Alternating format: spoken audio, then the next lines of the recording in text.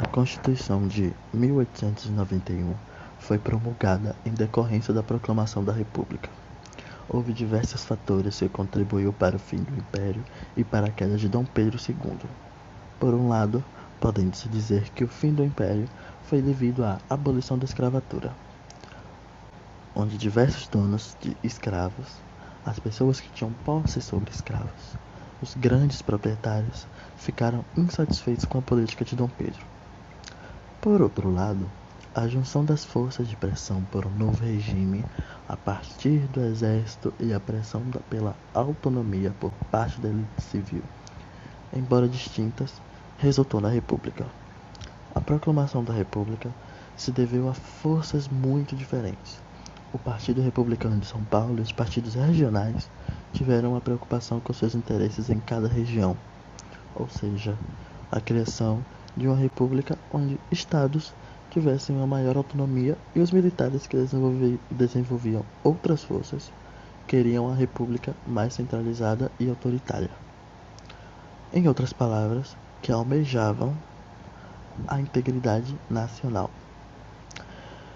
No começo, ocorreu a dominação dos ideais militares, mas quem acabou vencendo foi a elite civil, tendo como prova a aprovação da Constituição de 1891, com um modelo de república federativa, onde o Brasil se dividia em estados que juntos formavam uma federação. Em 1890, a Assembleia Constituinte foi eleita. Em 24 de fevereiro de 1891, foi promulgada a primeira Constituição da República do Brasil, que ficou em vigor até 1930.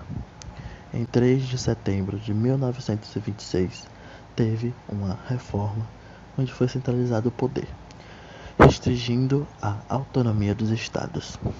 Bastos informou que a reforma aconteceu de uma forma, entre aspas, nitidamente racionalista, autoritária, introduzindo alterações no Instituto da Intervenção da União dos Estados, no poder legislativo, no processo legislativo, no fortalecimento do executivo, nos direitos e nas garantias individuais e na Justiça Federal.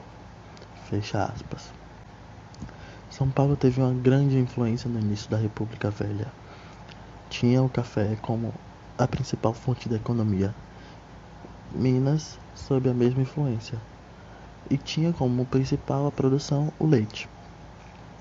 E juntos criaram a Aliança da República do Café com Leite, que durou por toda a Primeira República.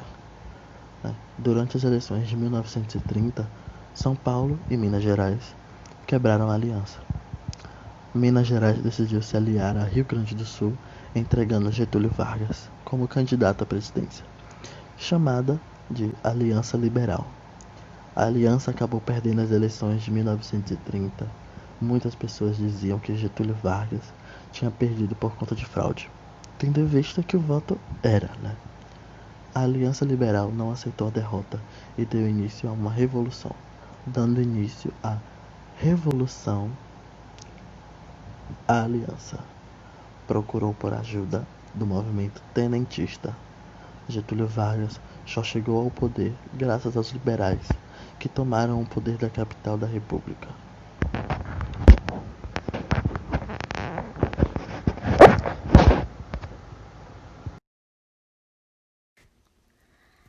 A Constituição de 1891 foi a primeira Constituição da era republicana.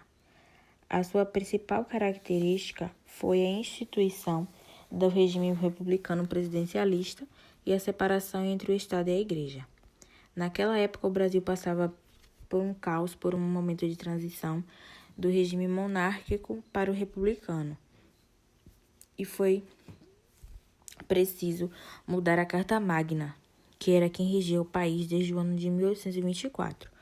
E assim também dando espaço à criação de uma Constituição que se ajustasse à nova realidade. Foi escolhida também uma Assembleia, que foi quem elaborou a nova Constituição em exatamente 3 meses. E uma grande curiosidade da elaboração dessa Constituição foi que grande parte da redação ficou a cargo dos juristas Rui Barbosa e Prudente de Moraes. A nova Constituição, ela se inspirou, dentre outras, principalmente na Carta Magna dos Estados Unidos, tendo como principal eixo a federalização dos estados e a descentralização do poder. Inclusive, o nome do novo país se deu por influência americana, pois foi denominado Estados Unidos do Brasil. Em 24 de fevereiro de 1891 foi aprovada e promulgada a nova Constituição do Brasil. Sim, a Constituição de 1891 foi promulgada. Esta seria alterada em 1926 e revogada 4 anos mais tarde por causa da Revolução de 1930. Uma das principais características também foi que ela determinou a criação dos 3 poderes, o Executivo, o Legislativo e o Judiciário, ficando extinto o poder moderador. Também promoveu a separação entre o Estado e a Igreja Católica. O Estado ficou responsável pela emissão de certidões e certificados e o clero católico deixava de receber subvenção do Estado. Deixou também, sobre total liberdade, o culto para todas as religiões, garantiu o ensino primário obrigatório, laico e gratuito, proibiu o uso de brasões ou títulos nobiliárquicos, a instituição do voto universal para cidadãos alfabetizados e criou o poder legislativo bicameral. Os deputados naquela época, nesse poder legislativo, eles tinham um mandado de 3 anos, e os senadores 9 anos. Isto pôs o fim ao Senado vitalício. O surgimento do poder legislativo provincial também ela determinou, e as províncias naquela época elas poderiam criar suas próprias leis e impostos, tendo mais autonomia em relação ao poder central. E um resumão da Constituição de 1891 foi que ela trouxe uma nova configuração ao Brasil. Além das cláusulas que acabavam com a monarquia, o país também teria uma nova configuração, seria configurado de outra maneira, haveria mais autonomia provincial e foi criado o Estado laico, que é o que, entre aspas, o Estado que vivemos hoje. A religião católica deixou de ser também a oficial do país e todas as confissões religiosas poderiam realizar cultos públicos. É importante também ressaltar que algumas propriedades da igreja foram confiscadas neste momento de caos e também houve a mudança do voto e também não teve grandes transformações porque o voto era aberto e o cidadão tinha que assinar uma lista que podia ser facilmente controlada. E com esse novo critério, ao invés do número de eleitores aumentar, ele caiu. Essa Carta Magna também foi concebida para atender às demandas da elite paulista, que apoiou a proclamação da República. Os paulistas, eles haviam defendido maior descentralização do Estado e com este documento conseguiram, Obviamente. Político, Constituição da República dos Estados Unidos do Brasil. A Constituição de 1891 foi a primeira Constituição que teve no Brasil, republicano de governo, e a segunda Constituição do Brasil. Essa Constituição foi promulgada.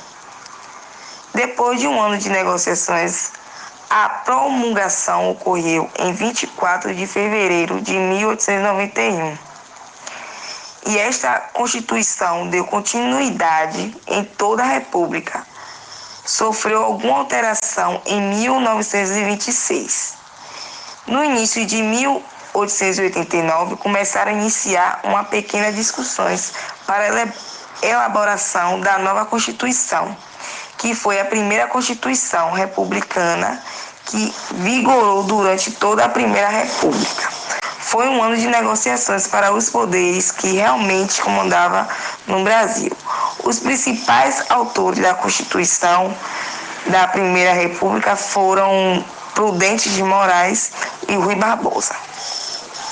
A Constituição de 1891 foi inspirada na Constituição da República Argentina, na Constituição dos Estados Unidos da América e na Constituição Federal da Suíça, separando os poderes, dando grande autonomia aos princípios e às antigas províncias, e passando a ser chamadas de estados.